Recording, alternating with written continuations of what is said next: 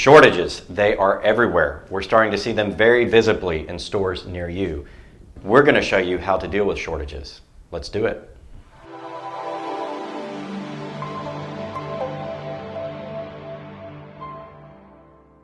This is Rob Keynes from 𝙂𝙊𝙇𝙑𝙀𝙍 Pros, and today we're going to talk about how you can deal with shortages and outline a key 3-step plan that you can do to take action now.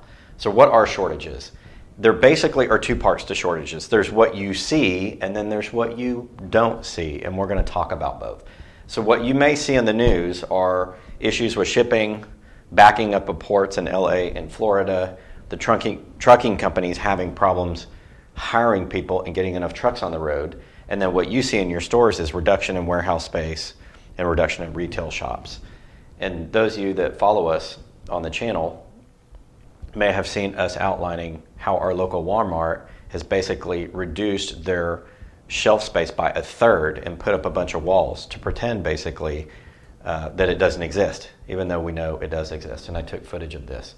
The Walmarts aren't having enough product to stock their shelves. They're literally just canceling out space. And you're seeing also, in addition, the last couple of years, a ton of retail shops closing. Now, the pundits online will tell you that all of that's being replaced by Amazon and all this online ordering, but we've shown through data that the online ordering is not replacing the previous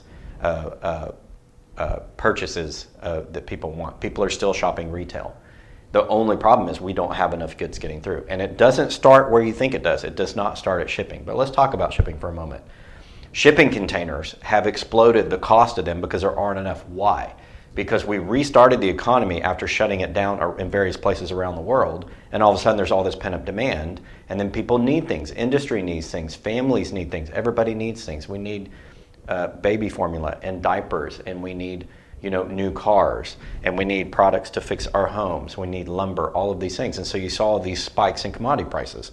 Well, we very quickly rented every container ship we could and just started shoving stuff through the supply chain. The problem is now we've got a bunch of ports clogged with too many ships and too many goods. They can't reach their final destination. In the US, part of the solution here is just opening them 24/7. Easy solution, right? Countries around the world do this. Whereas LA is only open 8 to 5 Monday through Friday. The problem is we don't have enough labor that understands how to run the cranes and how to offload the ships and has the right licenses and training to do that. So we can't solve it there. Well, what if we just increase the amount of trucks? There aren't enough truck drivers. There aren't enough people wanting to drive. There's an article that came out about the millennials not becoming truck drivers because they believe automated driving, because this is a narrative put forth in the media, that automated cars is going to hit the trucking industry first, and they're not going to need truckers anymore. So the millennials aren't even going to trucking. They're not even trying to get those jobs. When in reality, experts that we've spoken to say it's going to be at least 10 years before you begin to see the first cars on the road. They don't have the technology yet there. So there could be a 10 to 20 year time period where young truck drivers get into the trade and are financially independent, make very good money, but they don't know that. So the reason that we're not having enough truck drivers is because the next generation is not becoming truck drivers. So we have a shortage, and we have the older guys retiring.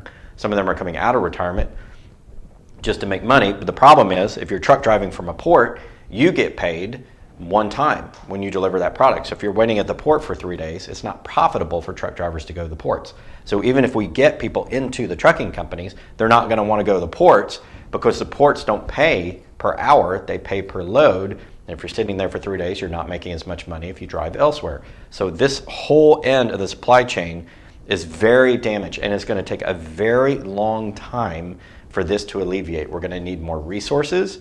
We're going to need more training. We're going to need more people, okay, and a lot more money to go in here to fix this problem. And all the articles I'm reading that are coming out now are saying that this has been an issue for a while. It just manifested at one time, and that's how things happen. Problems in the supply chain and in the economy build up and build up and build up over time in the infrastructure, and then one day we just notice them. It's like things stop working all of a sudden, but it was a buildup over the last several years, and that's why the warehouse space is going down. Warehouses are sitting empty, and the retail shops like Walmart are canceling out their space and even putting up walls to make you think through an illusion that it's not there. So this is what we see. But there's a whole part below the surface that you do not see, which is even more important and even more neglected in today's day and age. So down here are the 3 things we don't see. It starts with exploration, which I'll explain here in a moment, mining and harvesting of goods, and then refining that into a product to which you could actually ship to a consumer. These are the three main steps, and within each of these steps are sub-steps broken down. I'm not going to go through those on the video. We just need to know the three main ones. Exploration, what is that? It's paying companies to go out and find stuff, whether they're finding the next batch of trees that they're going to cut down for lumber, or whether they're finding the next tin mine, or lead, or lithium for batteries, or whatever the case may be. They need to explore. Or maybe they're exploring for new farmland with which to grow crops that they're going to harvest. So you either, all the elements, the goods that go into shipping a final product have to come through step 2, which is mining and harvesting. Once you explore and find it, then you either mine it out of the ground or you harvest it out of the ground. That is the only way that we can get natural resources. Without natural resources, we cannot have refining. Without refining, we don't have products. Nothing comes to port, nothing gets on the truck, nothing gets to the warehouse, nothing for you to buy at the store. And this is completely true. One of the reasons why there's an underinvestment in exploration, mining, and harvesting right now, well, there's two main reasons. One, the media tends to demonize the mining and harvesting process and say that it's harmful to the environment. That, to some extent, used to be true. However, a lot of the mining companies now have very robust ESG programs, environmental and social governance. And they're working with the government on those programs, and they're adhering to them, and they're becoming very safe. They're not polluting the environment as much. They're including the locals on their work teams and providing local labor and local jobs. So they've done a really good job in this industry. So the thought that mining and harvesting is overly harmful to the environment or overly harmful to the local populations, whether it be people or animals, is no longer as true as it was 20, 30, 40, 50 years ago. But nobody knows this because the messaging hasn't been there. But we speak with these companies on an everyday basis, and we look at their programs, and we've been to mine sites, and we know this.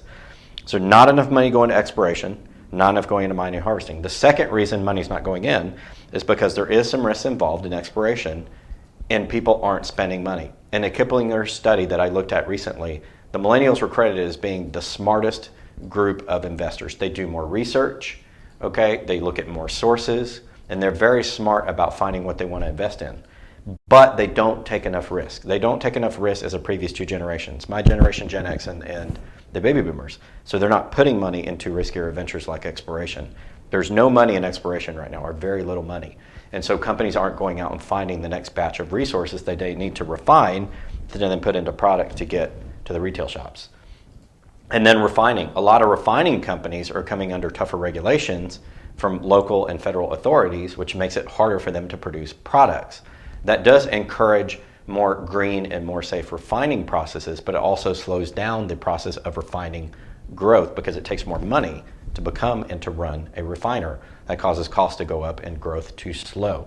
So every step of this process that you don't see, that the mainstream media never tells you about, is stressed so that even if you fix these problems over the next few years in shipping, ports, and trucking, and get the products to the warehouses and to the retail shops to the last mile to where you can walk into Walmart or Target or your favorite store and get them, is not going to be solved if we don't have money coming into exploration, we don't have people wanting to get involved in mining and harvesting, and then we want to allow the refiners to make our products. This is the part that you don't see, but it's the most critical part of the supply chain cycle. And if we don't fix this piece, none of this is going to matter. So I believe for this reason, these three pieces down here, the beginning of the cycle, exploration, mining, and harvesting, and refining, until we address that problem, we're going to continue to have shortages here, even if we fix this problem. So I think the problem may last for 5 to 10 years. I think it's going to take a very long time for the message to get out that we need to increase this. So we have a plan of action for you from Gold Silver Pros. And it's a very simple 3-step plan that anybody can follow. Step 1, identify what are your needs. What do you need on an everyday basis? Are there certain medications that you need? Are there certain products that you need? Are there certain things that your family has to have, that you as an individual have to have? And I'm not talking about the goods that you can live without, okay? The goods that you don't have to have on an everyday situation, but the stuff you need. Write that down on a piece of paper, put it into a spreadsheet, identify what it is that you need on an everyday basis, your core needs. 2, who are the suppliers? Something that somebody recently pointed out to me was during the pandemic, you couldn't find alcohol. They went to all of the stores and nobody had rubbing alcohol. So she had the bright idea of, oh, I'm going to go to a hair salon because hair salon disinfects their tools with alcohol, and nail places, and everybody that serves the public in any sort of grooming capacity is going to use a lot of rubbing alcohol. So she went there and she was able to get a rubbing alcohol during the pandemic.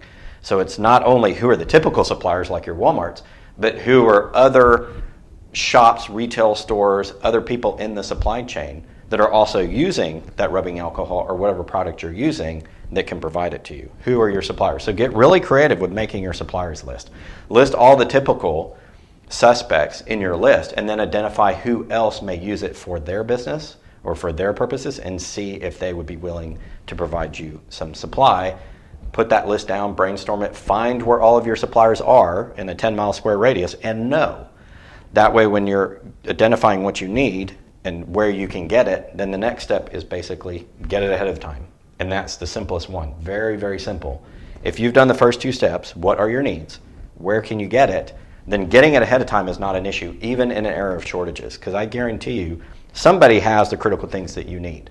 The critical products that you need are the ones in which companies spend a lot of money providing. Why? If you're a lifestyle product that people can do without, then they may buy less of it less consistently, especially if we have a down economic cycle or recession. But if it's a core need like milk and eggs, there's a lot of money and time that's going to go into producing that no matter what, because people are going to demand it. Or if it's a critical drug like insulin for diabetics, it's going to be developed no matter what.